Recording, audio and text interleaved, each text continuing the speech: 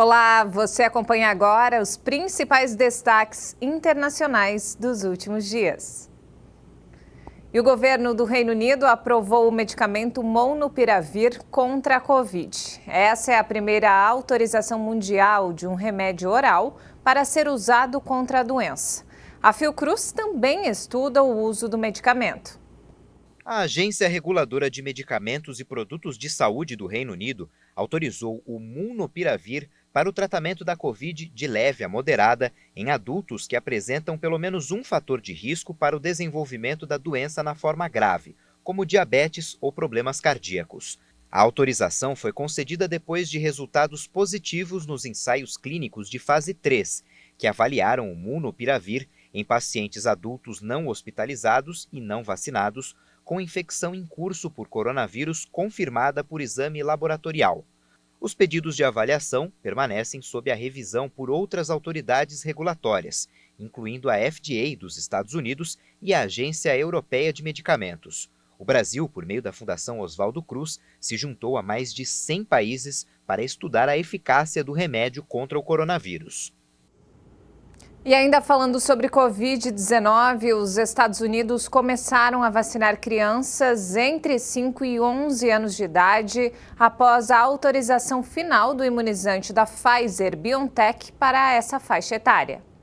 Os Centros de Controle e Prevenção de Doenças recomendaram o uso do imunizante da Pfizer-BioNTech para essa faixa etária, depois que a Agência Nacional de Medicamentos havia emitido uma autorização para o procedimento na semana passada. Imediatamente após o anúncio, um pequeno grupo de 6 crianças recebeu a primeira dose em um hospital.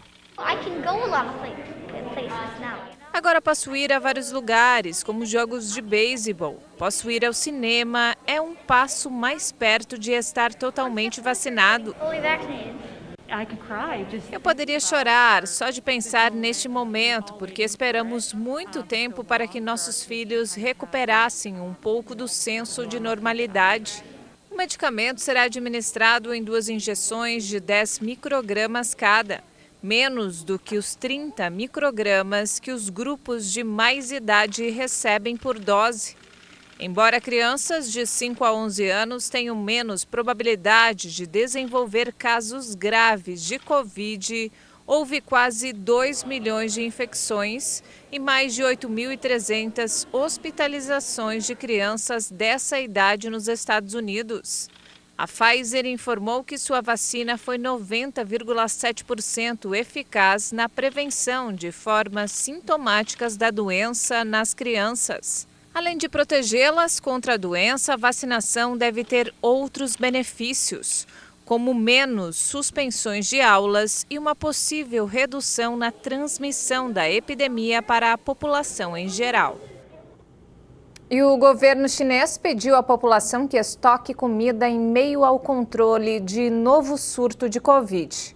O país mantém a política severa, apesar do número de novas infecções ser relativamente pequeno. A mensagem do Ministério do Comércio não especifica o motivo da convocação nem se o país está ameaçado pela falta de alimentos. Mas Pequim está tomando medidas cada vez mais rigorosas para conter novos surtos de Covid, principalmente antes das Olimpíadas de Inverno em fevereiro. O Ministério também pediu às autoridades locais que facilitem a produção agrícola e as cadeias de abastecimento, monitorem os estoques de carne e vegetais e mantenham os preços estáveis. Nos mercados, os fornecedores dizem que sentem o impacto da pandemia, mas não temem a escassez de produtos. Nossa receita foi impactada, temos menos clientes e é mais difícil conseguir produtos. Os aumentos de preços não tiveram muito impacto sobre nós. Sinto que os preços de vegetais baixaram. Não sentimos que há escassez de alimentos ou crise. Nós também não estamos estocando. No auge da pandemia de Covid-19 na China no início de 2020, as cadeias de abastecimento foram interrompidas pela aplicação de quarentenas em muitas partes do país e o bloqueio de muitas estradas. Após o recente aparecimento de pequenos surtos no norte do país, o governo tomou medidas radicais, incluindo o confinamento de cerca de 6 milhões de pessoas. O país registrou 92 novas infecções na última segunda-feira, a maior desde meados de setembro, mas ainda um número muito baixo em comparação com os outros países. Ainda falando sobre a China, um relatório divulgado pelo Pentágono destacou que o país está desenvolvendo o arsenal nuclear muito mais rápido do que o esperado. De acordo com o levantamento, o gigante asiático poderá ter 700 ogivas nucleares em 2027 e chegar a 1.000 em 2030, um arsenal 2,5 vezes maior do que o Pentágono previu há apenas um ano.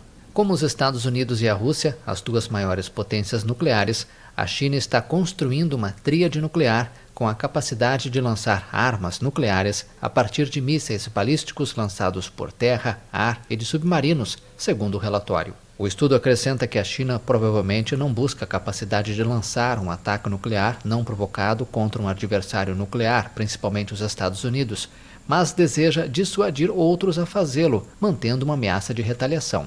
O Pentágono declarou a China como sua principal preocupação de segurança para o futuro. Já o governo em Pequim promete transformar o Exército de Libertação Popular em uma força de nível mundial até 2049, de acordo com seu plano oficial. Depois de mudar o nome de sua empresa matriz para a Meta, o Facebook fez outro anúncio importante. A empresa vai desativar sistema de reconhecimento facial de mais de 1 bilhão de pessoas. O sistema existe desde 2010. O anúncio ocorre em um momento em que a companhia luta contra uma grande crise após o vazamento na imprensa americana de uma grande quantidade de documentos internos. A Meta informou em um comunicado que existem muitas preocupações sobre o lugar que a tecnologia de reconhecimento facial ocupa na sociedade e os reguladores ainda estão no processo de fornecer um conjunto claro de regras para seu uso. O sistema foi fundamental para a empresa construir uma biblioteca global de rostos, mas a função foi alvo de ações judiciais e críticas de reguladores e legisladores. O vice-presidente do Facebook, Nick Clegg, afirmou que a empresa deve fazer mais contra a desinformação em países considerados em risco. A pandemia foi apenas um respiro para o clima e as emissões globais de CO2. Principal gás do efeito estufa voltaram a se aproximar de níveis recorde. É o que aponta um estudo do Consórcio Internacional de Cientistas. Os confinamentos frearam brutalmente a economia mundial e, com isso, a poluição do planeta pelo consumo de energia fóssil. As emissões totais caíram 5,4% em 2020, mas devem voltar a subir 4,9% em 2021, a menos de 1% do recorde de 2019. As emissões de gás e carvão são particularmente preocupantes, uma vez que vão crescer este ano mais do que caíram em 2020.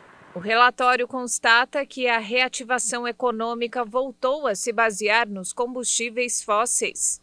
As emissões devido ao petróleo devem aumentar 4,4% em 2021 e não voltarão aos níveis de 2019, mas os autores do estudo assinalam que o setor de transportes ainda não recuperou os níveis pré-crise. A consequência desse reaquecimento da economia e do planeta é que se torna cada vez mais distante o objetivo ideal de limitar o aumento da temperatura em 1,5 grau. Madagascar é vítima da primeira fome ligada ao aquecimento global. O alerta foi feito por um funcionário do Programa Mundial de Alimentos.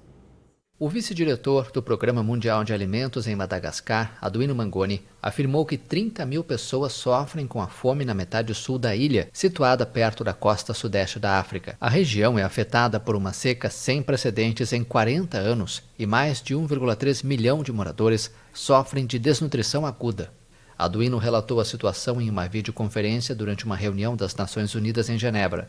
Segundo ele, é a primeira fome causada pelo aquecimento global devido às atividades humanas. Ainda de acordo com o vice-diretor, é também a única fome relacionada à mudança climática na Terra, ressaltou, destacando que as que afetam o Iêmen, o Sudão do Sul e a região etíope de Tigré hoje são causadas por conflitos. A próxima colheita só ocorrerá em 6 meses e a situação até lá vai se agravar ainda mais, alertou. Aduino Mangoni lembrou que 500 mil crianças já sofrem de desnutrição, 110 mil delas de forma grave ou aguda e estão a um passo da morte.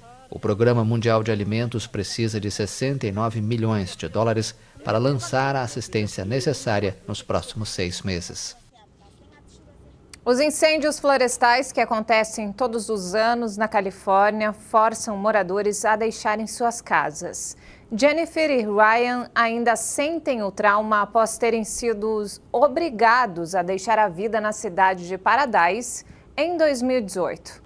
A história do casal é apenas uma de milhares em meio a um fenômeno que cria novos fluxos de imigrantes, inclusive em países mais ricos. Jennifer e Ryan Cashman seguram nas mãos as recordações da vida em família na cidade de Paradise, na Califórnia. Mas a felicidade do casal ruiu quando o fogo arrasou a região.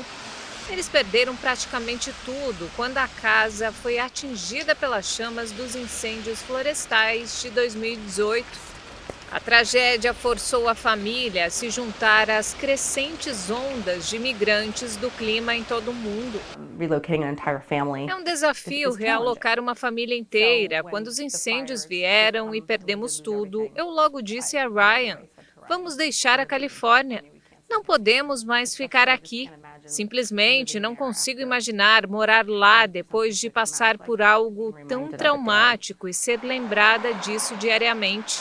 Em 2019, por sugestão de amigos, a família se deslocou por 4.800 quilômetros em busca de uma nova vida em Vermont, do outro lado dos Estados Unidos. Agora vivem longe do perigo dos rápidos incêndios anuais, intensificados pela mudança climática. Mas as memórias do passado ainda são um desafio para esta mãe que ainda vê a filha sofrer com os traumas causados pelo fogo e pela fuga. Ela era uma garota alegre, forte e independente antes dos incêndios. Ela deixou de ser tudo isso para não conseguir sair mais do meu lado. Se eu vou ao supermercado, ela tem que vir comigo. Minha filha não me deixa mais. E vem tendo pesadelos todas as noites. Por isso, tenho que dormir com ela. Isso parte meu coração. Minha filha está em terapia até hoje. O incêndio que atingiu Paradise em 2018 matou 86 pessoas e destruiu quase 19 mil construções em apenas um dia.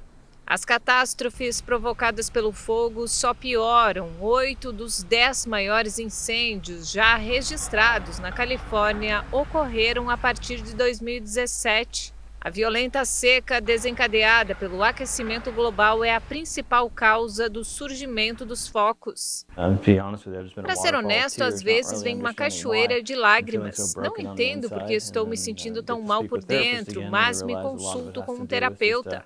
Percebemos que muito disso tem a ver com um novo gatilho de estresse pós-traumático, que não foi resolvido a partir do que ocorreu. A história de Jennifer e Ryan revelam um fenômeno recente, um aumento constante do número de refugiados do clima, mesmo em países ricos. De acordo com o Centro de Monitoramento de Deslocamento Interno, os incêndios florestais obrigam, em média, na última década, mais de 200 mil pessoas a deixar suas casas todos os anos. Somente em 2020, os incêndios recordes na Califórnia deslocaram cerca de 600 mil pessoas ao longo de vários meses. Um fenômeno que deve ser discutido entre autoridades durante a cúpula do clima COP26. Embora a domesticação do cavalo seja relativamente recente, o local onde ocorreu esse evento evolutivo era até agora um enigma. Graças à genética, foi possível localizar o ponto de partida do caminho compartilhado entre humanos e equinos. Trata-se de uma zona nas chamadas estepes pônticas, que se estende do norte do Mar Negro até leste do Mar Cáspio. A região fica no sudoeste da Rússia, nas bacias dos rios Don e Volga. Embora a domesticação do cavalo seja relativamente recente, o local onde ocorreu esse processo evolutivo era até agora um enigma. O cavalo foi domesticado há 4.200 anos, milhares de anos depois do cachorro, da vaca ou da ovelha. De acordo com um estudo publicado na revista Nature, a domesticação transformou a história da humanidade em uma escala sem precedentes pelo que o animal oferecia: mobilidade, velocidade e instrumento de guerra. Mas o registro fóssil, esqueletos e dentes não mostravam um ponto de ruptura claro no tempo. Os cientistas decidiram utilizar então outra técnica: estudar o DNA fóssil, o material genético hereditário que permite voltar no tempo e localizar o ponto zero de uma linhagem animal. Cazaquistão, Sibéria, Península de Anatólia e Península Ibérica. Havia inúmeras hipóteses sobre a origem do cavalo doméstico, mas nenhuma dava resultados conclusivos. Pela leitura e comparação das bilhões de letras do código genético, os cientistas conseguiram identificar uma região no Cáucaso onde as diferenças entre cavalos modernos e antigos eram menos pronunciadas. Rapidamente houve uma explosão populacional intensa. E não temos mais tempo, essa edição fica por aqui. Mais informações ao longo da nossa programação. E se quiser rever nossas reportagens, acesse o canal HIT Notícias no YouTube. Obrigada pela companhia.